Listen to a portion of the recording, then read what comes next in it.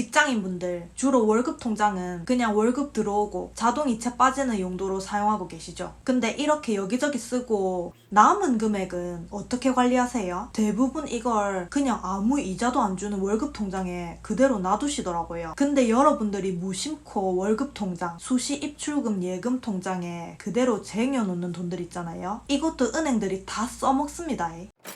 우리가 주로 사용하는 주거래은행의 수시 입출금 통장은 이자가 거의 없어요. 연 0.1% 정도? 근데 은행은 이렇게 우리한테 이자도 안 주면서 이거 자기들 대출하는데 다 써먹고 있어요. 알고 보니 많은 사람들이 이 이자도 안 주는 예금 통장에 상시로 보관, 방치해 놓더라. 이것만 긁어 모아도 금액이 꽤 되더라. 그러니까 은행에서 상품 팔 때 월급 통장 만들면 우대금리 적용해주고 그러는 거예요. 예를 들어 규모 좀 큰 회사, 직원이 최소 1000명 정도 되는 회사 월급 통장을 뚫으면 직원들이 월급 통장에 상시로 넣어놓고 있는 돈이 한 명당 50만 원만 돼도 1000명이면 5억입니다. 100만 원이면 10억. 그러니까 여러분들이 통장 분리를 안 하고 돈을 월급 통장에 그대로 쟁여두면 은행한테 공짜로 돈 빌려주는 격이니까 은행만 배불리게 되는 거예요. 그래서 제가 지난 첫 번째 영상에서 우리 사회초년생들 통장부터 분리하라고 피를 토하면서 말씀드렸죠. 안 그러면 돈 안 모인다고.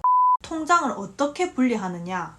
돈의 용도에 맞게 분리를 해야 돼요. 근데 이 통장 쪼개기를 막 6개, 7개씩 하라는 말도 있던데 저는 그렇게까지 하면 너무 관리를 위한 관리가 많아져서 저는 그냥 월급 통장, 용돈 통장, 투자 통장 이렇게 나눠놨어요. 즉 수입, 지출, 투자를 분리시키는 거죠. 딱 요 3개밖에 안 써요. 월급 통장에 월급이 들어오면 일단 각종 고정비 자동이체로 빠져나가요. 여러분도 뭐 적금, 청약저축, 보험료, 통신비 등등 나가죠. 그렇게 자동이체로 나갈 금액 제외하고 나머지 금액은 일단 싹 다 투자 통장으로 옮겨 놓습니다. 그리고 생활비는 필요할 때마다 투자 통장에서 10만원, 20만원씩 용돈 통장으로 이체해서 써요. 이 용돈 통장은 캐시백 되는 체크카드랑 연결돼 있고요.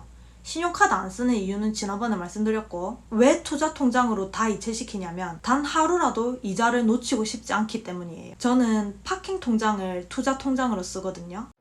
혹시 파킹 통장 처음 들어본다 손? 지금 손 드신 분들은 내가 진짜 재테크에 관심이 없구나 생각하시면 됩니다. 파킹 통장이 뭐냐면 월급 통장처럼 똑같은 수시 입출금 통장인데 하루 단위로 이자를 계산해서 주고 일반 예금보다 높은 이자를 주는 통장입니다. 이 파킹 통장이라는 이름은 뭐 정식 명칭은 아니고 그냥 사람들이 여윳돈이나 투자금을 잠깐 파킹해 놓는 용도로 많이 써서 파킹 통장 이렇게 부르는 것 같더라고요. 여러분이 만약에 만기 적금을 탔어요. 그래서 예금 통장에 목돈이 들어왔는데 이 몇천만 원이나 되는 이걸 내가 지금 당장 쓸 건 아니야. 근데 그냥 묵혀두긴 아까워서 어디 굴리고 싶은데 그렇다고 이걸 어디 주식 같은 데 넣을 순 없고 그럴 때 파킹 통장에 잠깐이라도 넣어두면 이자를 버는 거죠. 단 하루라도 이자를 받자. 사람들이 주로 비상금이나 투자 대기금 넣어두는 용도로 많이 써요. 원래는 증권사 CMA 계좌가 파킹 통장으로 많이 이용했었어요. CMA도 하루만 넣어도 이자 주고 돈 수시로 넣었다 뺐다 할 수 있거든요. 근데 금리가 낮아지면서 CMA 금리도 워낙 많이 떨어져서 요즘엔 추천하지 않아요. 금리를 높게 주는 파킹 통장은 대부분 저축은행 파킹 통장이 많은데 저축은행?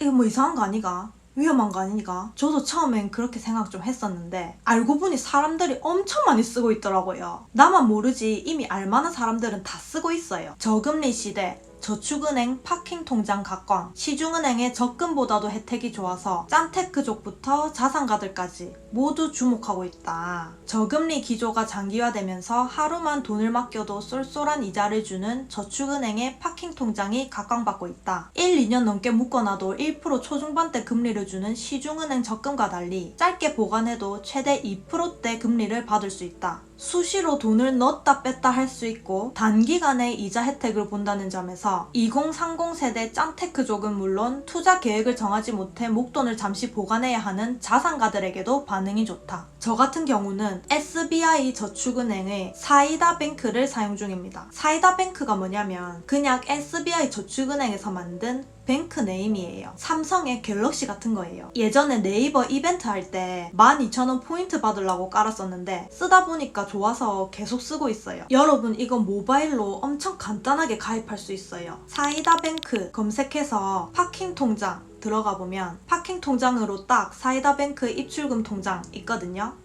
지금 금리가 1.2%고 5천만 원까지는 예금자 보호가 돼요. 그래서 5천만 원 이하로만 쓰시면 됩니다. 이봐 1,000만 원을 넣어 놓으면 이자가 12만 원이 붙어요.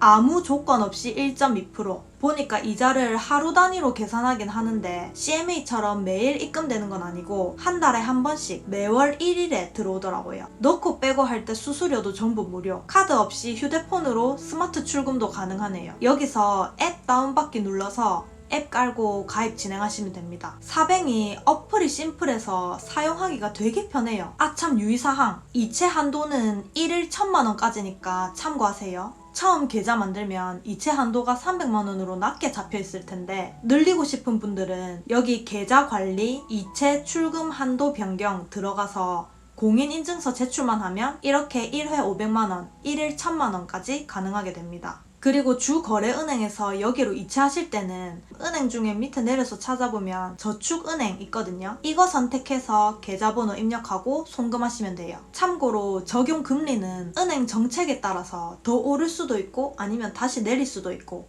변동이 있더라고요. 그래서 한 번씩 체크를 해봐야겠던데 최근 확인을 해보니 요즘 공모주 청약 때문에 저축은행들이 고객 모으려고 금리를 일제히 올리고 있더라고요.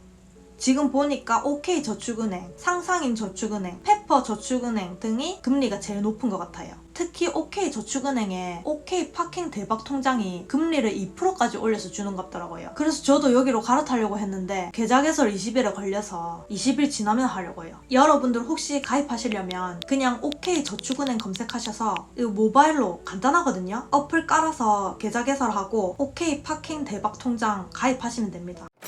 파킹 통장 이게 이자가 매달 들어오니까 은근 쏠쏠하더라고요. 여러분이 푼돈이라고 우습게 보실 수도 있는데 사뱅 같은 경우 지금 이자가 1.2%인데 1.2%라도 이거 일반 통장 0.1%에 비하면은 12배거든요. 12배. 어떨 때는 이자가 10,000원 이렇게 들어오거든요. 그래서 다음 달엔 또 얼마가 들어올라나 기대되고 그래요. 이렇다 보니 여기 파킹 통장에 있는 돈을 더 키우고 싶어지고 용돈 통장으로 돈 뺐을 때마다 너무 아깝게 느껴지고 그렇다 보니까 지출을 줄이게 돼요. 돈 모으는 재미에 한번 들리쁘면 이 완전 헤어나올 수 없습니다. 여러분도 여윳돈, 비상금, 투자 대기금 이런 거 있으면 가만 예금 통장에 놀리지 마시고 파킹 통장 활용해 보시기 바랍니다.